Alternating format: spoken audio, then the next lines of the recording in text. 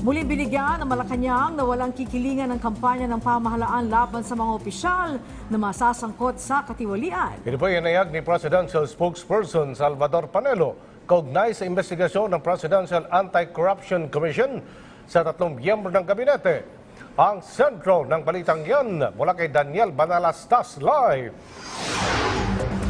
Aljo Angelique, nagpaalala ang Malacanang na walang sasantuhin si Pangulong Rodrigo Duterte oras na may mabalitaan siyang involved sa anumang uri ng korupsyon. Sa press briefing sa Malacanang, sinabi ni Presidential Spokesperson Secretary Salvador Panelo na aantayin nila ang magiging resulta sa investigasyon ng Presidential Anti-Corruption Commission. Narito ang naging pahayag ni Secretary Panelo.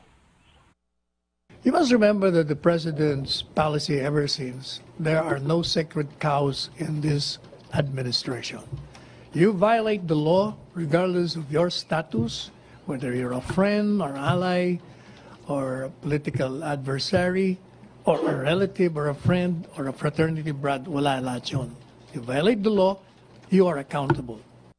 Samantala, naniniwala naman ang Malacanang na walang nilalabag ang Philippine National Police laban sa reklamo ng ACT Teachers Party List na sinusurveillance umano sila ng PNP. Paniwala ng palasyo, trabaho ng PNP na magbantay sakaling may aligasyon ng anumang paglabag sa batas. Narito muli si Secretary Panelo. Definitely, yung policy is not to surveil teachers. Mahal ni Presidente ang mga teachers. Not to surveil. Definitely, yan ang policy. Pero kung you're doing something illegal or irregular, natural lang trabaho ng pulis yun na i-monitor ka kung anong ginagawa mo. For possible connivance.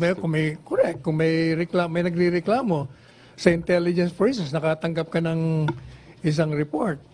Siyempre, kung ikaw ba pulis, anong gagawin mo? And the crime is against her. That's the job. Sa kabilang dako, ipinauubayan naman ng Malacanang sa mamamayan ang usapin ng Bangsamoro Organic Law na nakatakdang isagawa ang plebisito sa January 21, 2019. Narito muli si Secretary Panelo. Palagi naman the people will have to decide on that in those areas affected. Sila pa rin magdidesisyon.